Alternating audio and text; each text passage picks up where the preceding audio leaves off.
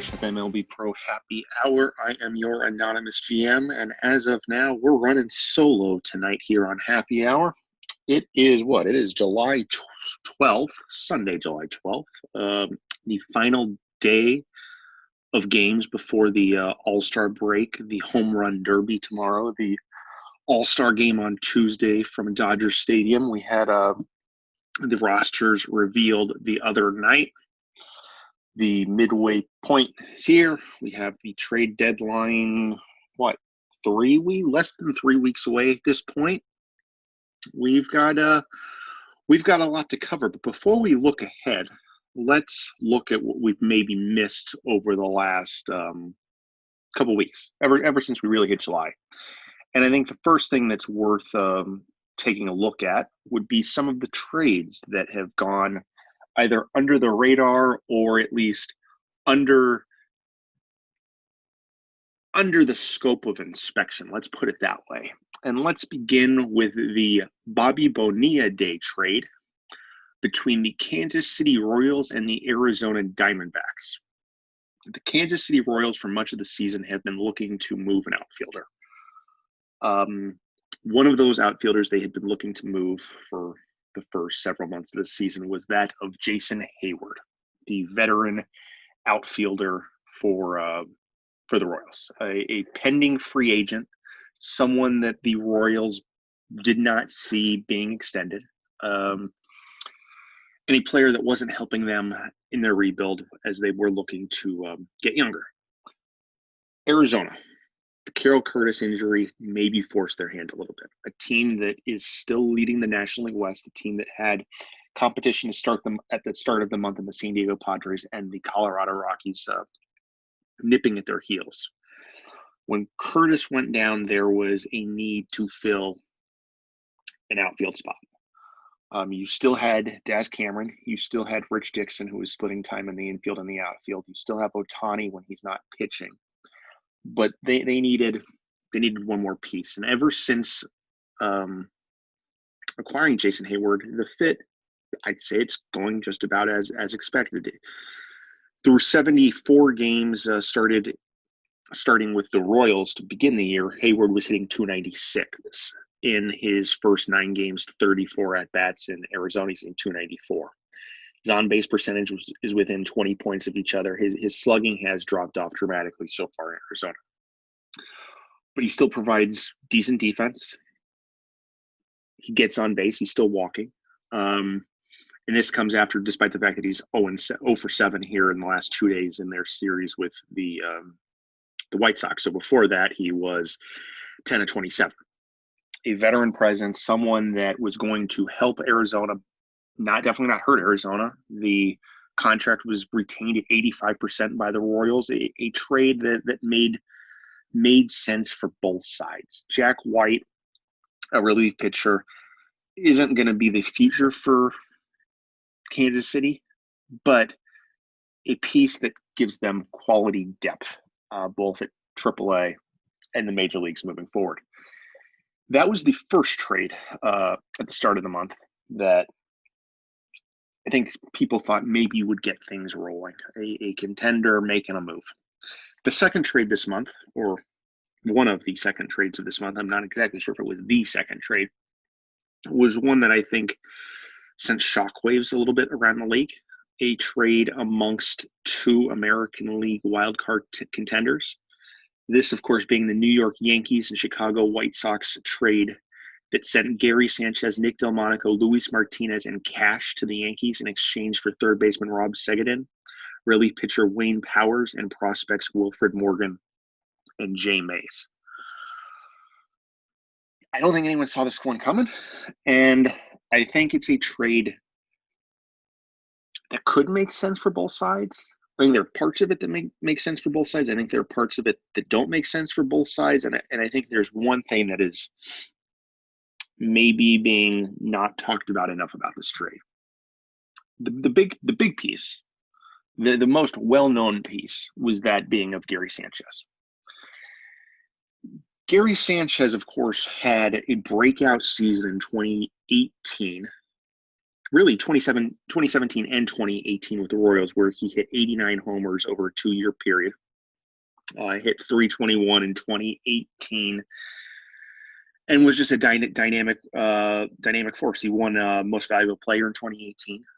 And this was for general manager Rhett Parker, who Rhett, of course, moved from Kansas City to New York. So a player Rhett was familiar with. Sanchez was acquired this past offseason by the White Sox in a big trade with the Blue Jays. Sanchez was expected to come in and just hit homers. And things didn't really work out, I think, as well as they expected. His batting average was basically what it's been in his career outside of 2018. Here's a guy who hit 238 with Toronto in 87 games last season.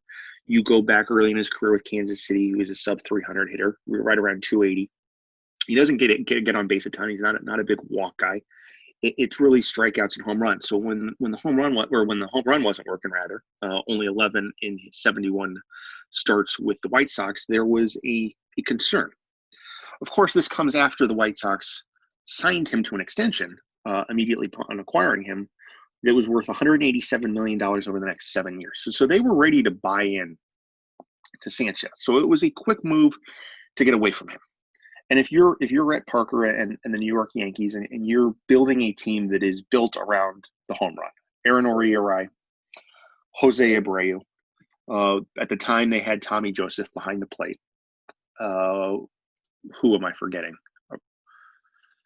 We also have Franmil Reyes, Esteban Hernandez, who they acquired earlier in the season. It is a team built on the home run. But where is their biggest weakness then? It's on the mound. And I think the player who's going to make the biggest difference in this trade is Wayne Powers. When you look at Wayne Powers, he was providing versatile innings at the back end of the Yankee bullpen. Here was a player in Powers who not long ago was a highly regarded prospect in the Dodgers organization, who was traded to the Yankees in 2019 in the John Hawkins Phil Latour trade. But someone that was expected to develop and be a good piece in it, and he was putting things together this year. 28 innings in New York, 28 appearances, 29 and 2/3 innings. He struck out 37, walked 14, a whip under 1. Batting average on balls in play under 200, an ERA of 1.52. For a team that didn't have quality depth on the mound, here was a guy that the Yankees could trust out of the bullpen, and that's gone. There is a lot of money tied up now when you look at the Yankees. Gary Sanchez isn't going anywhere. It was hard to see Sanchez being traded once. Now he's been traded once. Can he be traded again? Erinori Arai, 32, signed through 2026. Trevor Bauer signed through 2028. Israel Cruz, 2023. Tommy Joseph, 2025. What do you do with Tommy Joseph now? You DH him, you got to play Arai on the infield. What is Arai's infield defense going to look like? Sanchez signed through 2027. Esteban Hernandez was inked to an extension upon his arrival in New York through 2027. There is a lot of big money tied up in the Yankees. It is going to limit their flexibility, but when you're the New York Yankees, you can bring in a lot of money. High media market, a big TV deal with all these well-known players, a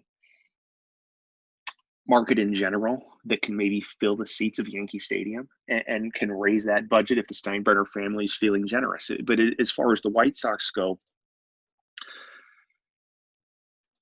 I think Wayne Powers, again, is the biggest addition. A bullpen that, despite struggles of Craig Kimbrell and talk of shaking things up there, Josh Spence has been good since being brought over from Cincinnati. You add Wayne Powers, you have 3 guys at the back end of that bullpen that are strong. John Helweg is having another strong season. Tony Cingrani, a lefty specialist, is having good success there. And especially, again, as talk continues that the White Sox rotation is underperforming, perhaps the White Sox will look towards maybe stronger pitch counts, limiting the number of innings their starters are being asked to give on a daily basis, and perhaps relying more on a bullpen that adds another piece. The other piece that went to the White Sox in this deal was that of Rob Segedin.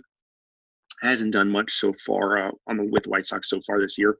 5 of 20 yet to homer.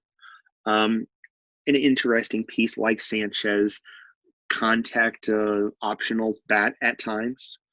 He walks more than Sanchez does, and his power isn't quite what Sanchez's is. But perhaps he's going to put things together where Sanchez really hadn't. But the big difference, of course, being contract, where Sanchez is making north of $20 million for the next however many years. Seguin, $6.5 million deal next season, followed by a player opt-out, and then a 2022 year that has a team option that can be bought out at $3.5 million. So the White Sox have positioned themselves in a way that they've cut a ton of future commitments, both in Sanchez and no longer needing to re-sign Esteban Hernandez. A deal that it's just going to be interesting to see how it plays off with two teams competing for basically one spot. Will this trade be a difference maker? Another difference maker trade that happened just today was that between the Colorado Rockies and the Atlanta Braves. The Colorado Rockies have been an interesting team so far this season. When you look at it, they're currently 50-45, 2 games behind the Arizona Diamondbacks for the lead in the National League West.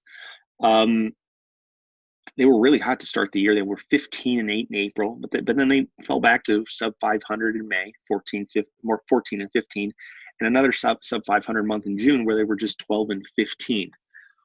But then when you look at things, they're first in team batting average in the National League, first in OPS, first in slugging, first in OPS, first in WAR, first in hits, tied for first in home runs.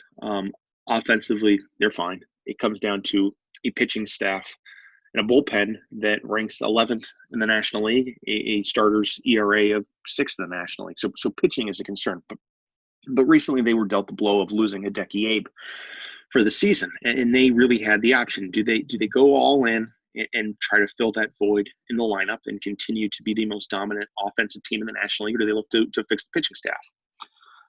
GM Eddie Buchholz decided, you know what, I'm going to double down. I'm going to make this offense as good as we could go. And they did. They improved that and found a replacement for Abe with Wendell Ayers, the young outfielder from the Atlanta Braves, in a deal that sends Ayers, prospect Logan Tanner, and prospect Tom Levine, as well as cash, to Colorado in exchange for Antonio Diaz, Trevor Story, and 3 prospects. It bears beginning with Wendell Ayers. What is Colorado getting in Ayers? They're getting a centerpiece in the Trevor Bauer deal that was included in the Trevor Bauer deal to Atlanta from New York. In Atlanta so far this season, in 174 at-bats, Ayers was hitting 276. With 5 home runs.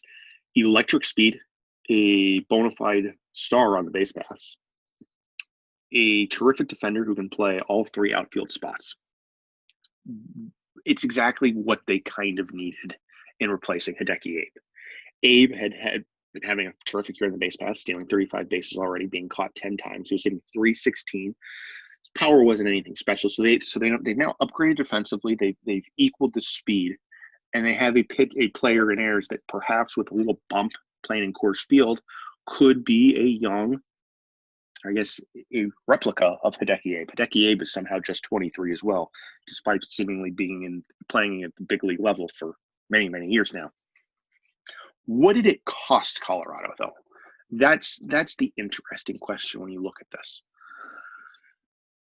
When you begin, you had the likes of Antonio Diaz, who was brought in from Pittsburgh not long ago, but they were also able, them being Colorado, to acquire Sergio Barreto. So they had a backstop at first base. Antonio Diaz wasn't playing. He was expendable. The emergence of Carlos Correa over the last few seasons, the acquisition of Alonso Martinez earlier this season from Cincinnati had put Trevor Story on the bench. Story, good player. He was hitting 250, 10 homers in limited playing time, can play a little bit at third or short. But he wasn't getting enough playing time to warrant not trading him here. And when you look at what they have down in AAA, someone like Juan Cintrón could come up and fill a void. Still rumors of someone like Jock Peterson being moved at some point. The Colorado Rockies have some flexibility, but when you're looking at it from the other side, I do have questions on what Atlanta's doing here. Trevor Story, again, a good player. There's no denying that. But he's already 27 years old. Atlanta's window isn't this year. Atlanta's window, I'm not sure, is next year. So what? Plus, you have the likes of Royce Lewis. Is he still in Atlanta, or was he traded to Cincinnati? I'm losing track. Either way, Atlanta has a ton of prospects. Trevor Story, no long-term answer. Antonio Diaz, 25 years old, a good player, terrific gap power.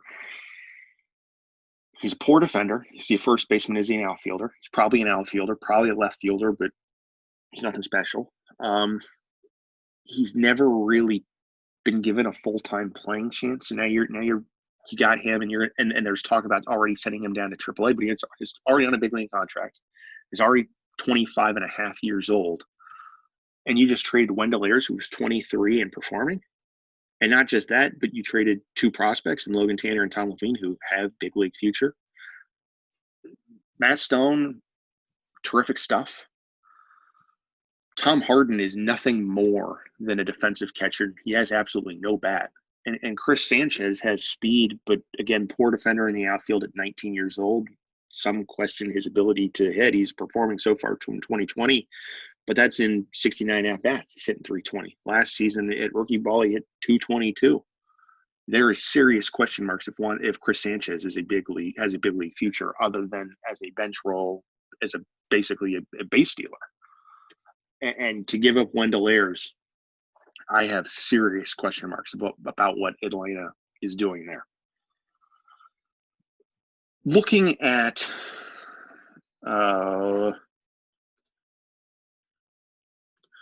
hold on a second. We have people ready to join us.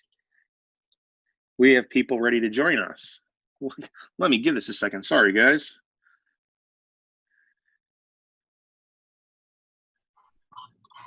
Eddie, Jim, welcome. Sorry, I didn't see that. I thought everyone could join themselves. Welcome. How's everyone doing today? Fantastic. I was just talking about your trade. I don't know if you heard me, Eddie. How about you break it down? What was the impotence of the trade today, and what's our takeaway with the need to acquire Wendell Ayers? So losing Abe was a big deal. He's not a guy you can replace easy. He's a great defender, great speed, top of the lineup guy. He's been awesome for me ever since we got him from the Braves. And we'd acquired a bunch of guys to help kind of fill in just in case. But those are 1-2 week injury type guys. And I think the lineup is really lacking without that speed at the top. So when I went to look to see what was out there, man, it is slim pickings for good defending, fast leadoff type hitter, center fielder. There's just not a lot of them out there. So when I saw Ayers, I knew it would be tough because he's young. He still fits into Brenton's plans. So we actually started talking about this before Abe got injured, because I was looking to replace Jock Peterson with him potentially. And then when Abe went down, he just was a natural fit there. And we went back and forth. The guys that I sent over to Brenton are tough to lose. Story is my captain, leader in the clubhouse. Insurance to Correa and Martinez on that side of the infield. Chris Sanchez is my best offensive prospect. And then Diaz, his bat is just nasty. I just couldn't keep him in the lineup because of his defense. I tried, but he really stunk it up in the field. So I think it was probably winds up being a really good trade for both teams and helps the loss of Abe this year. Does this likely continue does it make it easier to trade Jock Peterson now? What is the mindset of Jock Peterson at this point?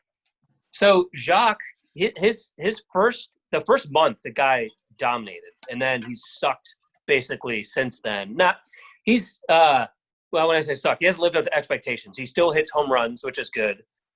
He's started to pick it up here recently, So and now that Abe went down, I'm probably more likely to keep Jacques around for a little while, but open to moving him if the right opportunity came up. But what I think it means is probably Jacques stays this year, but I'd love to put Abe and Ayers in the outfield together next year.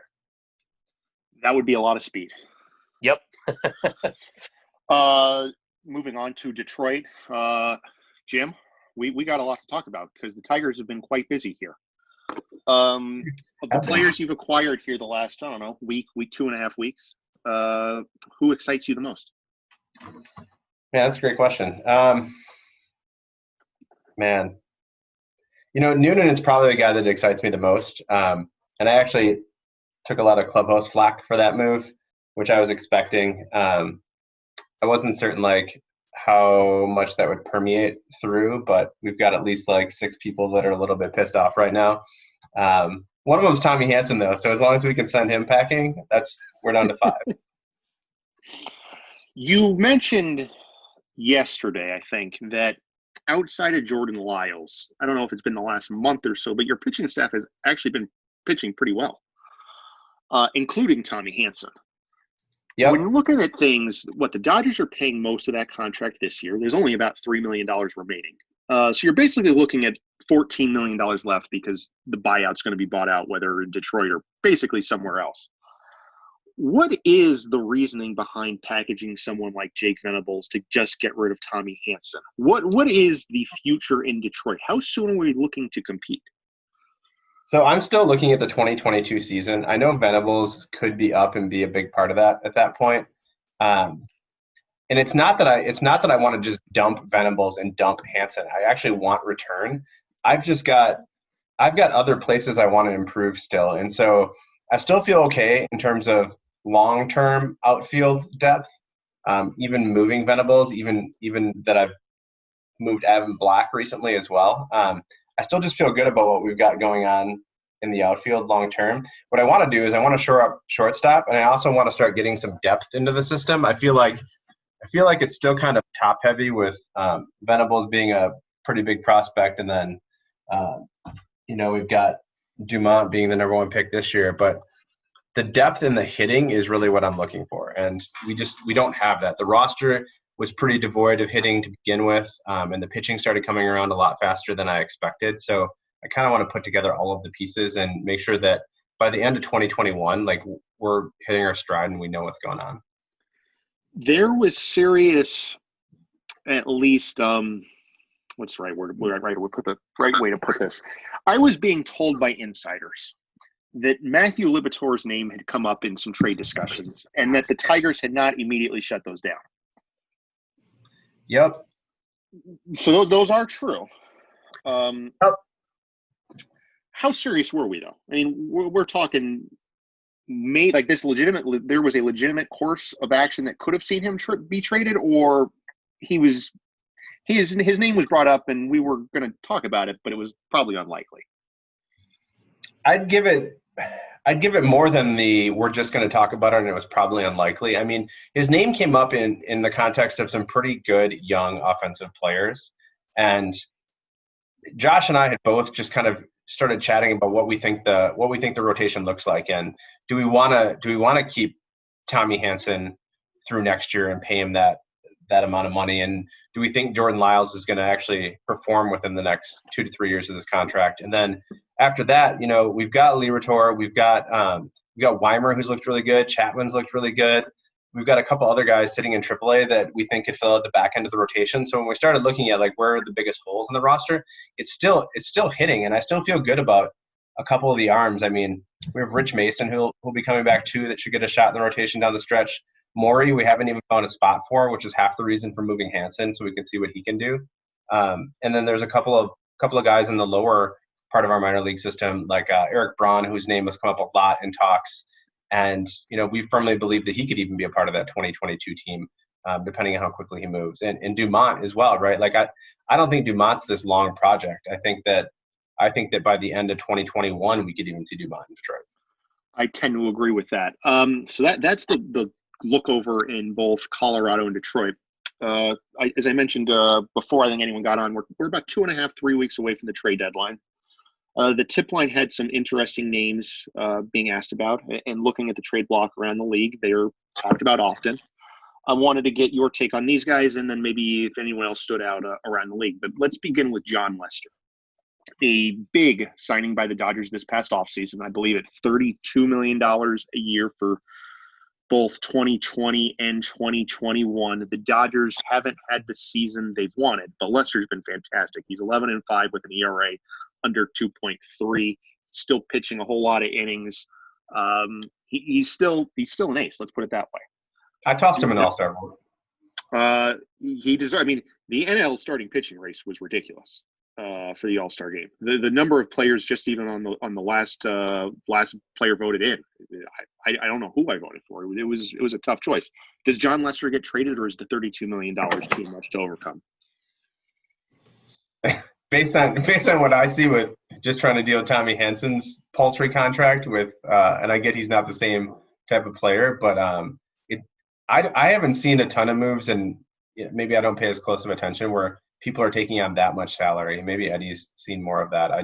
I just see it as being very unlikely. I think if there's some retention involved potentially, it's just who's got that much money sitting around like planned for to bring on the books, But if he comes with some retention, I think a lot of players. I mean, there could be a lot of teams because it's with some retention. It's a very attractive contract. It's only 2 years. It's got to be a lot of retention, though. I mean, I think when I moved Josh Johnson, I ended up retaining 60% of that, and he was probably making 2/3 of what Lester made, and that deal didn't have that much left on it. Maybe the same ages. Just about the same ages, yeah. Yeah, I think if you could get it down to, the $20 million range, I bet you get some takers there and get a good return, but.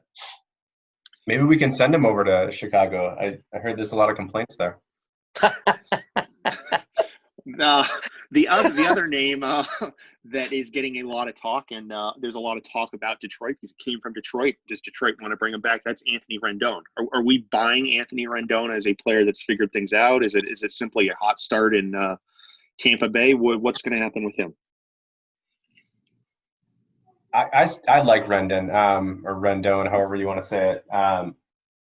So when I was looking at buying him, the serious conversation Josh and I had, because we did sit through the frustrating years of Rendon, was how much do we want to value his defense, because he's pretty steady at third, and I think there is a decent amount of value there. Whether or not you buy that there's been actual improvements behind the scenes, the roids, as Hines would tell us, is going on over there. I'm not sure.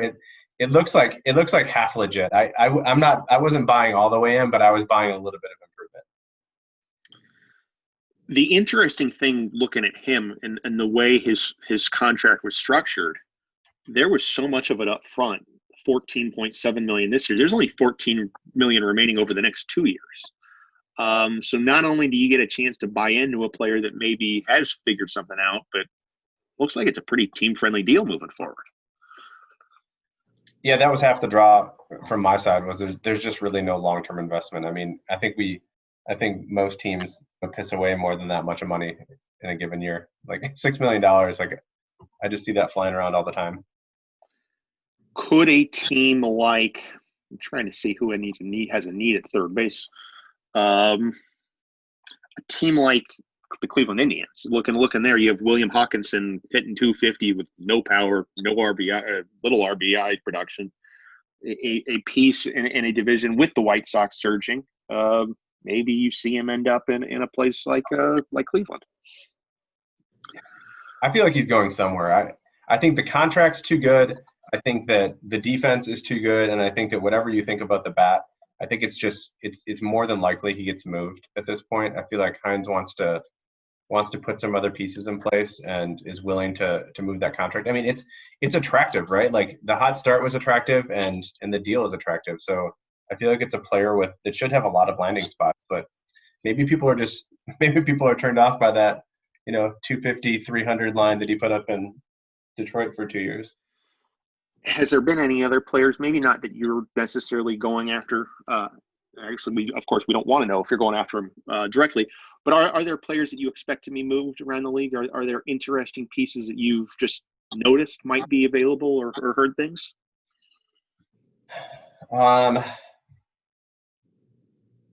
Man, I can't think of anything off the top of my head that I would share that I wouldn't feel bad about. Here, let's put it this way. Or go ahead, Eddie. Sorry. I was going to say, I think what's going to be interesting is in the next couple of weeks, you've got those teams that are kind of teetering, like, am I a buyer or seller? If one of those turns into a seller, there's some teams with some real talent out there that could ship some players away. Like, so you look at like the Phillies. I mean, they could go either direction. The Nationals, like, they're all kind of like right around 500. If one of them just decides to sell, those guys have tons of talent. Just quickly looking around the league, some names that I'm keeping an eye on. You look in Baltimore, Steve White, Anthony Rizzo. I think both need to be traded. An all-star relief pitcher in Krishan Hawley. I believe he signed for 2 more seasons, 3 at the max, I think. A player who could bolster any bullpen across the league in a division that with Toronto and New York, Baltimore's not competing this year or next. It's time to acquire pieces. Eddie, I think you hit another team. What about Minnesota? What's Rocky going to do? Sell, buy, hold firm all season long? What do we think happens there? I don't think he sells. I think you got a guy like Copeland. You got to do everything you can to surround him with all the talent and try and utilize his good years. Yeah, I feel like Rocky's made it pretty clear that he doesn't want to sell. Whether or not he's being truthful when he says he's too lazy to do it, or he really just wants to keep buying in and churning away. I feel like he's not going to sell. 3 names there I'm keeping an eye on being Dave Wilson, free agent to be at the end of the season. I don't think he's being extended. Could he be moved or qualified offered at the end of the season? Kevius Sampson, we saw out of the bullpen last night. Just losing favor, it appears, in Minnesota. Maybe it had something to do with the All-Star game coming up, but I could see him being traded. And the same with Josh Collmenter, another veteran starting pitcher that could be a difference maker. A team like Houston hasn't gone their way exactly. They've been rumored to have some interesting pieces on the trade block. Will they be active? You talked about the Phillies. I think they're too far in it at this point to give up. But here's the name I'm going to throw out to you. And Eddie, you might know him well because he was competing with Jed McKinley last year for the MVP. That being Ed Palmer.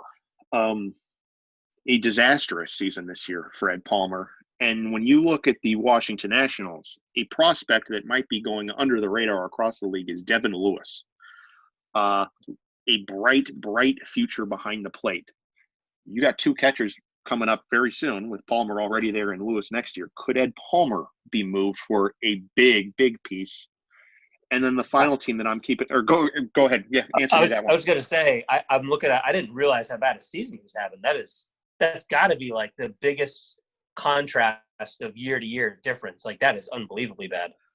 And with offense booming, it's tough to figure out there. And the final team, you're going to like hearing this one. What are the San Francisco Giants going to do between now and July 31st? I mean, I think they should sell, and they have loads. They've got like tons of players that he could get a lot of good return for. Guys that some of them are older, but he's got talent in the bullpen, talent in the lineup. He's got some good pitchers. I mean, if he decided to sell,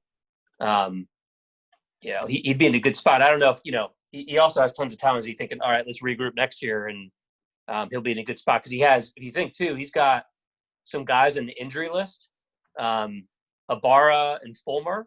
So when those guys come back, he hasn't had them all year. I think he was thinking those guys are going to inject some life in the team as well. So he may be thinking just keep the talent and regroup for next year. Who runs that team again? Is that Ryan that runs that? Yeah, Ryan. Yes. I feel like he showed up just a couple weeks ago and piped in with something. He did. He made a comment. He made some kind of comment about maybe trying to sell, and then I don't know if he's had conversations or not. Yeah, and I don't know how frequently he's in here actually trying to sell, but I agree that the Giants the Giants are a team that I feel like needs some sort of like statement, direction move. The two players on that team, if I'm Ryan, and it would be hard to do because of their long storied careers in San Francisco, but Zach Greinke needs to be moved. And if That's really what it was. Greinke and Paxton were the names he tossed in. Sorry. Greinke, Paxton, and the one other one that I think would be really hard for him to do, but Braulio Pardo, the catcher. He's not going to be extended beyond his contract in 2021 where he's making $18.5 million next year. There's a player that terrific bat, both behind the plate, a little bit at first base. I think you sell him and you get some pieces, and that rebuild, as you pointed out, Eddie, there are some players that coming off the injured list, and San Francisco could be back in it next year, but they're old, and they got players making a heck of a lot of money. I'd love to not face Pardo as many times as I have to face him every year. It sucks. He's freaking awesome. Was he MVP candidate last year? He has been in the past. I don't know if he was last year, but he definitely has been in the past. Okay. The last thing I kind of wanted to hit on today is I apologize for our time running a little short because I didn't see you guys there. That's my fault. We had 2 general manager changes this week. We had the Cincinnati Reds losing Scott to the Oakland A's, and after the A's GM stepped away. What do the A's, what do the Reds do here in the next 2 weeks? Not what do they do? What should they do? I talked to both the other owners, before we had both those changes. So I'll be curious to see what happens in Cincy. I think that there's a lot of directions you could go with that team, just based on the conversations I had with Scott prior to him leaving. And same thing in Oakland. Like Oakland has a couple of really good young stars that I like too. I'll be curious to see what Scott does with that team. I don't have a lot of opinions on either one though. I think Oakland shouldn't sell, but they're not going to do anything this year. But there's some young enough talent there. I mean, you give that rotation, you bring it back again next year. It's impressive. You add just a couple offensive pieces there, and there is some young talent in the system. I don't think you should sell, but just do some things. Go out and get some guys that can help them next year, and kind of hold tight. Not that they have a huge payroll, but there's $40 million coming off of it between Joe Mauer and Felix Hernandez at the end of the season. As you said, if you keep Giolito, you keep Buehler, you keep Taylor Sparks, you build around that with an extra $40 million, you can compete for a wild card spot next season. Yeah. What else? Anything else on your minds? What did we think of the All-Star teams? Anyone from your team around the league, division-wise, league snubs, surprises, anything along those lines? I think I would have voted Craig Cooper in over Pineda, personally. But Pineda got in and Cooper didn't. So it was interesting for my team. But looking at things, that is a bit surprising. Cooper's numbers are, at least the basic numbers, are better than Pineda. Yeah, what's interesting is when I first saw, I was like, oh man, I can't believe Cooper didn't get in. That's crazy. And then I went and looked at all the other National League pitchers, and it's like, holy crap! Like, I mean, those guys are so good. There's so many damn good pitchers. I think the looking at things, I don't think Cincinnati helped having a bad season. Michael Wacha, I think, was their lone representative. Because you're right, Tim Lincecum, another player in a given year, I don't know how he misses an All-Star game. John Lester, I don't know how he misses an All-Star game. There were a lot of options in the National League. Jim, Raul Aguilar, snub or good season but not All-Star season? I mean, I think it's a good season. It's an All-Star season on a bad team, but I wouldn't consider it a snub necessarily. Kind of final words, anything either of you want to get off your chest? Yeah. I'm looking forward to the second half and my bullpen not blowing games. That would be nice. How about this? Who wins the All-Star game on Tuesday? The National League or the American League? And give me an MVP. How about both?